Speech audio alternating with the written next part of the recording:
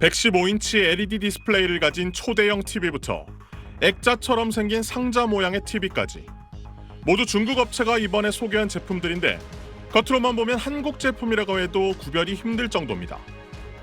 55인치 투명 OLED TV. 이건 LG에서 공급받은 디스플레이를 장착해 중국산 TV로 탄생한 겁니다. 중국산 폴더블 스마트폰은 삼성에서 만든 것보다 얇아졌습니다. Super thin, beautiful displays, very nice hinge. And looking at Honor and Xiaomi and others, this is certainly a huge competitive statement from rivals. 이번 전시회에선 중국 업체 측이 우리 기업 가전제품 내부까지 대놓고 촬영하다가 제지를 당한 일도 있었습니다. 삼성과 LG 등은 화질 등 고난도 기술에선 아직 격차가 있고 중국 제품이 주로 중국 내수 시장을 겨냥한 것이라 아직은 세계 시장에서 위협으로 느끼지 않는다고 하지만 소비자가 느끼는 기능과 디자인 면에서 큰 차이가 없어 상품성 측면에선 추격을 허용했다는 평가도 많습니다. 거의 차이가 없다고 봅니다. 가성비는 중국 제품들이 오히려 낫습니다. 디지털 트윈을 중심으로 한 디지털 트랜스포메이션이라고 하는 쪽에 굉장히 집중해서 빨리 투자를 해야 합니다. 미중 갈등으로 중국 기업들이 보다 적극적으로 유럽 시장 등으로 눈을 돌리는 움직임이어서 시장 다변화를 통해 수출 확대를 꾀하는 우리 기업들에겐 만만치 않은 경쟁자가 될 전망입니다. SBS 소환욱입니다. 대중 무역 분쟁을 이끌고 있는 미국 상무장관이 7년 만에 중국을 방문 중이던 지난주 미국의 집중 견제를 받아온 화웨이가 갑자기 예정에 없던 최첨단 스마트폰을 발표했습니다. 이례적으로 제품 스펙을 밝히지 않았는데 자체 개발한 7나노급 반도체가 들어갔다는 보도가 이어졌습니다. 7나노급 반도체는 인공지능과 각종 군사용으로 폭넓게 쓰일 수 있는 최첨단 기술이어서 중국 손에 들어가지 않게 막겠다고 미국이 공언해온 분야입니다. We're never going to sell China our most sophisticated advanced AI chips, which they want for their military. 중국 관영 언론들은 미국 규제가 실패했다면서 들뜬 분위기입니다. Maybe in a matter of less than 10 years, China may reach a point of no need to buy any semiconductor chip from the United States. What will be the result of that? 미국은 충격으로 받아들이고 있습니다. 중국이 40조 원을 들여서 여러 곳에 비밀 반도체 기지를 만들고 있다고 블룸버그가 보도했고 중국의 기술을 무방비로 뺏기고 있다는 우려도 제기되고 있습니다. The level of Chinese espionage has exceeded anything we saw in the Cold War before. And the US needs to think of a good way to 아직은 중국의 기술 수준이 첨단 반도체를 대량 생산까지 할 정도는 아니라는 시각도 여전합니다.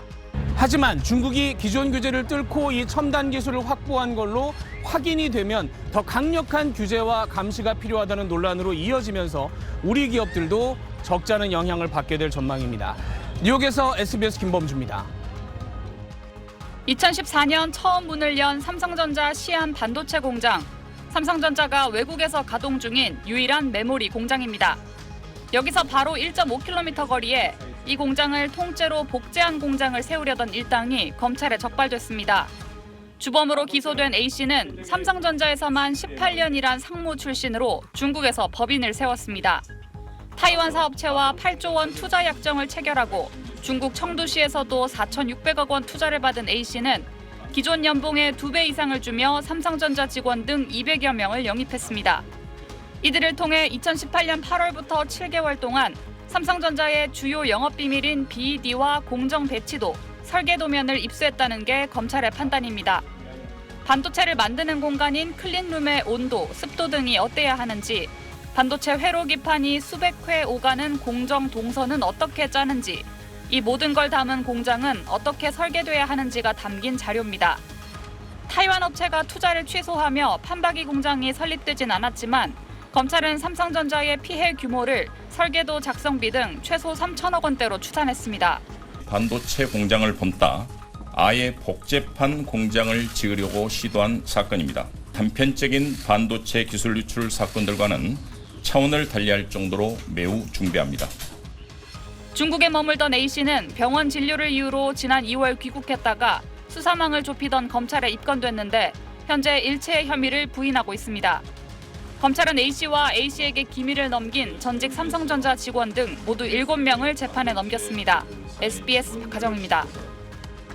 삼성전자 전 임원 A씨가 중국으로 빼돌렸다고 검찰이 보는 자료에는 삼성전자의 당시 최신 30나노 이하 낸드 플래시 기술이 들어있었습니다. 지난 2016년 이후 중국은 자국산 낸드 플래시 기업 YMTC를 설립하고 기술 확보에 전력을 기울여 왔습니다. 유출된 기술로 실제 중국에서 공장이 지어졌다면 양국 간 반도체 기술 격차는 급격히 줄었을 가능성이 높습니다. 장비의 배치, 공정 기술도 하나의 핵심 기술이거든요. 기업의 경쟁력이 되는 거고 제조 기술의 노하우거든요. 공장이 건설되지 않았더라도 충분히 당시에 다른 그 공장 건설에는 간접적으로 활용됐을 수 있는 가능성은 있죠. 그간 핵심 산업의 기밀 유출이 끊이지 않았지만 이름만 대면 알만한 업계 최고 전문가가 연루됐다는 점에서 업계는 충격에 휩싸였습니다. 삼성전자 전 임원 A씨는 차세대 반도체 핵심 공정을 개발한 국내 반도체 제조 분야 권위자로 하이닉스로 옮겨 D램 사업의 부활을 주도하며 수율의 마법사로 불렸고 산업 훈장을 받기도 했습니다. 기업들은 기밀에 접근할 수 있는 권한을 제한하는 등 자체 보안을 강화하고 있지만 최종적으로는 직업윤리에 기댈 수밖에 없는 한계가 있습니다. 반도체, 디스플레이 등 국내 기술의 해외 유출 적발 건수는 최근 7년간 142건, 피해 규모는 26조 원에 달하는 걸로 추산됩니다. 증거 부족 등으로 피고인 중 36%는 무죄, 유죄의 경우도 실형 비율은 9%에 그치고 있어 산업 경쟁력을 위협하는 국가기밀 유출 범죄에 대한 양형을 높여야 한다는 목소리가 커지고 있습니다. SBS 정연입니다.